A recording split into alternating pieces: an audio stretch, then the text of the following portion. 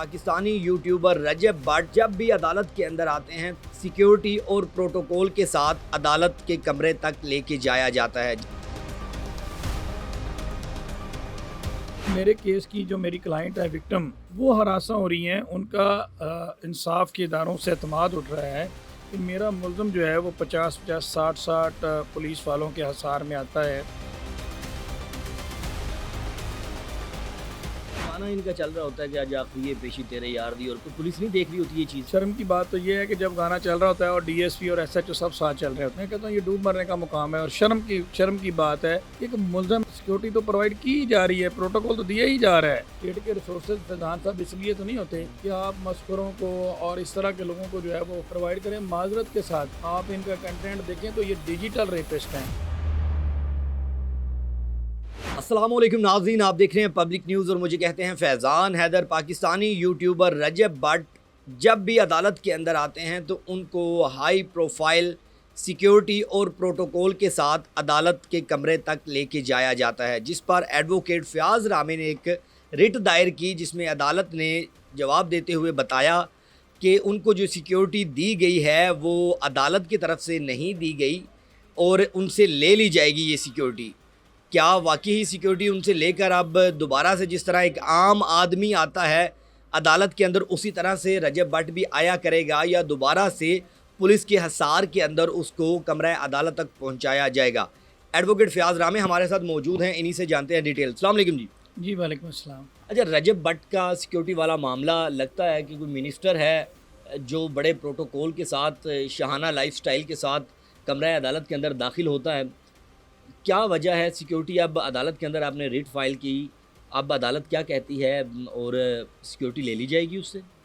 हाँ, बहुत शुक्रिया फैज़ान आपका। देखें, इसमें हमने जो पिटीशन फ़ाइल की, इससे पहले हमने स्पेशल सेक्रेटरी होम को एक एप्लीकेशन दी आयशा शराफत की तरफ से। आयशा जो हैं, ये का मुकदमा चल रहा है 3739/25 पुलिस स्टेशन नवाब टाउन, जिसमें रजब भट्ट को एक्यूज़ हैं। और उस एफआईआर में इनके ऊपर एक स्पेसिफिक रोल है एविडेंस मिटाने के हवाले से। ठीक है।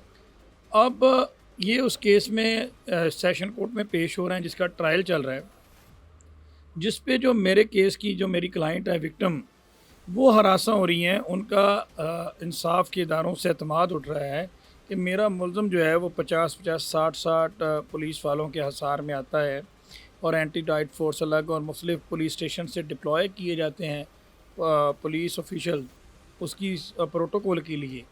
तो इसको सज़ा कैसे होगी?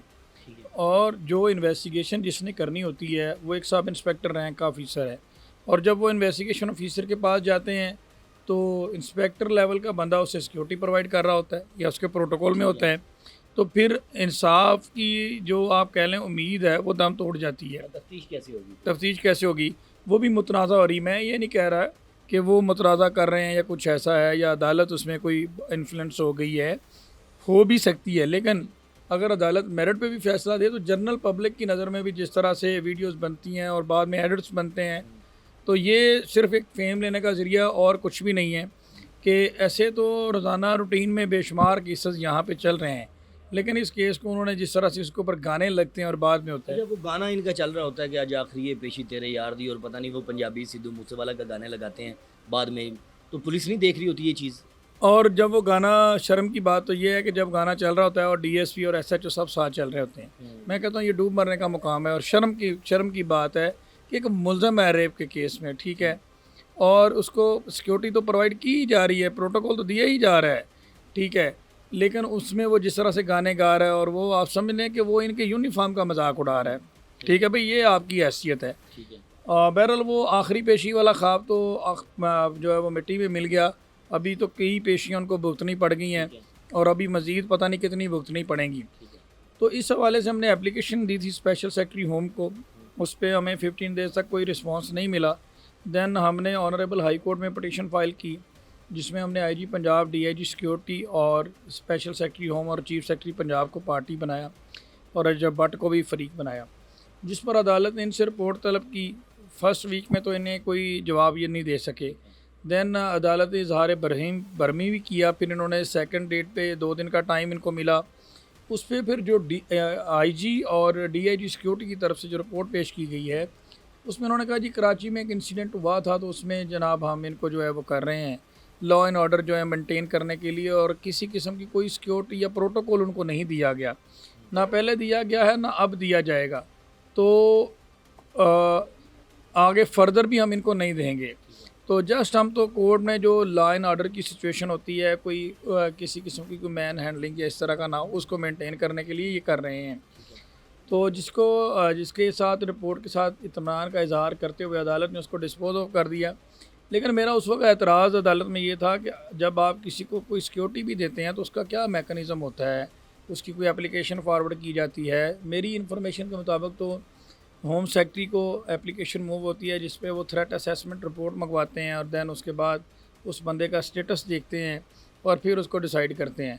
अभी आपने वीडियो के स्टार्ट में कहा कि ये कोई मिनिस्टर हैं। आप यहाँ पे देखें कि आपने यहाँ पे फॉर्मर प्राइम मिनिस्टर राजा परवेज़ अशरफ साहब को भी नैब की अदालतों में पेश होते देखा है। सिर्फ एक गाड़ी उनकी आती थी, ठीक है, जिसमें वो पेश होते थे। अभी रिसेंट एक वीडियो आई जिसमें पाकिस्तानी एक सियासतदान है असद उमर, उनको अदालत में जब पेश किए वो जाने लगे अंदर, तो वहाँ पर सिक्योरिटी वाले ने उनसे मोबाइल भी ले लिया कि आप मोबाइल भी अंदर नहीं लेके जा सकते। तो उनकी तलाशी ली गई बाकायदा। एक वो बड़ा सियासतदान जिसकी बहुत सारी खिदमात हैं, और इसके अलावा और बड़े ऐसी मिसालें मिल जाती हैं जिस तरह उनको सियासतदानों को लाया जाता है, साबिक वज़ीर आज़म को जिस तरह से पेश किया जाता है, कोई सिक्योरिटी इस तरह की नहीं होती बकौल आपके।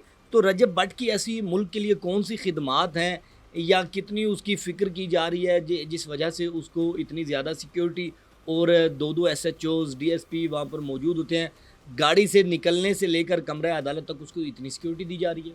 देखें वो तो सिक्योरिटी की आड़ में प्रोटोकॉल ही दे रहे हैं ना। देखें सिक्योरिटी तो होती है कि आप अदालत के अंदर ऐसे अरेंजमेंट्स करते हैं कि कोई मैन हैंडलिंग कोई ऐसा मामला ना हो, ठीक है। आप अदालत के कॉर्नर्स को कवर करते हैं ताकि कोई ऐसा इंसिडेंट ना हो। ये तो नहीं होता कि अब साहब बहादुर आए हैं, SHO साहब सुबह 7:30 बजे उसका वेट कर रहे हों, उसको गेट से रिसीव करें, गेट से रिसीव करके जो है वो सामने DSP साहब भी खड़े हों और एक हसार में 40-50 पुलिस वाले उसको लेकर जाएँ। उस दौरान जजेस का गेट भी बंद हो जाए और जजेस गेट से उसकी एंट्री कराएँ।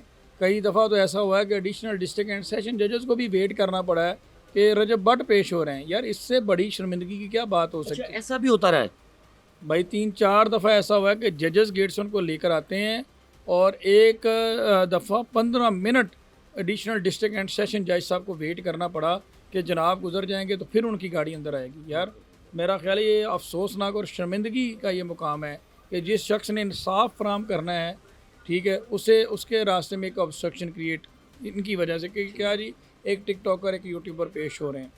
तो हम इस चीज़ के अगेंस्ट नहीं, अगर कोई ऐसा मामला होता है ठीक है आप सिक्योरिटी को मैनेज करें, लॉ एंड ऑर्डर को आप करें, लेकिन आप कभी आपने ऐसा भी देखा कि रजब भट्ट जिस दिन पेश होते हैं उसके अलावा और भी ज़ाहिर बात है 302 के मुजरिम भी पेश होते होंगे अदालत के अंदर और बड़े बड़े क्रिमिनल पेश होते होंगे, या उसके अलावा कोई आम मासूम बंदा भी पेश होता होगा, कोई सियासतदान भी पेश होता होगा, क्या उनको भी इसी तरह प्रोटोकॉल वहाँ पे दिया जाता है और सिक्योरिटी के साथ कमरा अदालत तक लेके जाया जाता है? यही तो मेरी पटिशन है कि आप डिस्क्रिमिनेशन क्यों कर रहे हैं। यहाँ पे तो लोगों को एंटी टेररिज्म कोर्ट में मुकदमा चल रहे हैं, वहाँ आपने देखा किसी जगह पे भी नहीं होता, ठीक है। यहाँ पे तो हर बंदा ही सिक्योरिटी लेना चाहता है जो अदालतों में आता है, या तो गवर्नमेंट सबको प्रोवाइड करे या किसी को भी ना करे। अच्छा ये भी कहा जाता है कि शायद वो रजब भट्ट पे कोई कातलाना हमला हो सकता है, अल्लाह ना करेगा तो उसकी जान को कुछ हो या उस इस तरह का कोई हमला हो, तो अगर वो सिक्योरिटी वो कहते हैं अगर हम इसलिए दे रहे हैं कि कमरा अदालत में उसे ना हो इस तरह का कोई मामला या अदालत के अहाते के अंदर इस तरह की कोई नागहानी सूरत हाल ना बने। देखें कातलाना हमला तो विक्टिम पर भी हो सकता है। 80 लाख फॉलोवर हैं रजब भट्ट के जो इस वक्त हेट कर रहे हैं उस विक्टिम से कि जी आप उसको क्यों कर रहे हैं, जिस तरह से उसके अगेंस्ट कंपेन चलाएगी सोशल मीडिया पे, जी ये मशहूर होने के लिए कर रही हैं और एक नैरेटिव बिल्ड किया गया उनके अगेंस्ट, तो वो सबसे ज़्यादा थ्रेट तो फिर विक्टिम को है जो कि अकेली लड़की अदालत में आती है और अदालत से निकलते वक्त वो अपने आप को इनसिक्योर फील करती है, तो उसको तो मिल नहीं रहा जिसको मिलना चाहिए और जो मुल्ज़म है उसको दिया जा रहा है। मीनवाइल अगर वो ICL करवाते हैं, मुख्तलिफ़ जगहों पे जाते हैं, पब्लिक प्लेसेस पे जाके वो व्लॉग बनाते हैं, उस वक्त उन्हें कोई थ्रेट नहीं होता, ना उनको कोई कत्ल का खदशा होता है। अदालतों में वो आते हैं, अदालतों में तो यार कागज़ और कलम वाले लोग हैं, अदालतों में उनको क्या थ्रेट है। और लेट्स सपोज एक लम्हे के लिए मान भी जाए कि उनके अगेंस्ट कोई कराची में इंसिडेंट हुआ था, तो वहाँ पे तो उनके वकील साहब ने बैठ के सुलह कर ली, प्रेस कॉन्फ्रेंस कर ली। अब वो तो वकला की जानिब से ये मामलात बने थे, उधर किसी आम आदमी की तरफ से नहीं किया गया। कराची बार एसोसिएशन के साथ बैठ कर सुलह कर ली, ठीक है। अब जहाँ पे आपको कोई थोड़ा बहुत माना का थ्रेट है भी, वहाँ पे तो आपका कोई प्रोटोकॉल है नहीं। और पंजाब में आपने अपना कोई सोर्स यूज़ करके या किसी बड़े हाथ का आपके ऊपर आपका साया है या शफकत है, तो आपने उसका इस्तेमाल करके जो है वो अपना ये लगवा लिया है। तो स्टेट के रिसोर्सेज फैज़ान साहब इसलिए तो नहीं होते कि आप मस्खरों को और इस तरह के लोगों को जो है वो प्रोवाइड करें। माजरत के साथ आप इनका कंटेंट देखें तो ये डिजिटल रेपिस्ट हैं।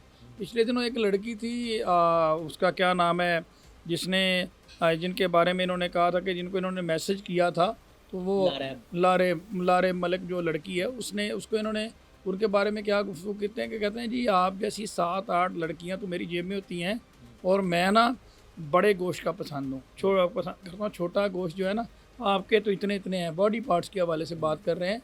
तो मैं ये अक्सर कहा करता हूँ कि ये डिजिटल रेपिस्ट हैं। ये तो सोशल मीडिया पे बैठ के जहाँ पे लाखों लोग आपको देख रहे होते हैं, तो वहाँ पे ये लड़कियों की जिनसी हरासा उनको करते हैं, इस तरह की गुफ्तगू करते हैं। तो पर्दे के पीछे इनकी क्या सिचुएशन होगी। अच्छा, मौजूद अदालत ने अब क्या कहा है कि अब जो पुलिस वाले इनको सिक्योरिटी देते हैं, प्रोटोकॉल देते हैं, क्या उनसे सिक्योरिटी ले ली जाएगी? और सेकंड बताइएगा कि कोई और एप्लीकेशन आपकी तरफ से या रेट फाइल की गई है कि कितने सिक्योरिटी वाले उसको दिए जाते हैं और कितने पुलिस वाले उसके आसपास होते हैं?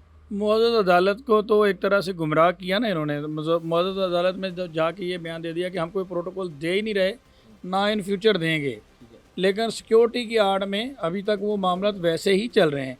तो इस पर हमने इंट्रा कोर्ट अपील फाइल करेंगे डबल बेंच के पास। अभी लाहौर हाई कोर्ट ने एक बेंच सिंगल जज साहब ने फैसला किया है, हम उसमें सेकंड बेंच में जाएंगे, ताकि डबल बेंच में जाएंगे ताकि डीबी इस केस का फैसला करे और इनसे पूरा मैकेनिज़्म मंगवाएं कि आपकी एसओपीज़ क्या होती हैं जब आप किसी को सिक्योरिटी प्रोवाइड करते हैं, आपकी क्या एसओपीज़ होती हैं और इसका मैकेनिज़्म क्या है। अगर क्राउड आता है 50 लोगों के लिए आप कितने बंदे डिप्लॉय करते हैं, 100 लोगों के लिए कितने करते हैं, 200 लोगों के लिए कितने करते हैं, 500 लोगों के लिए कितने करते हैं।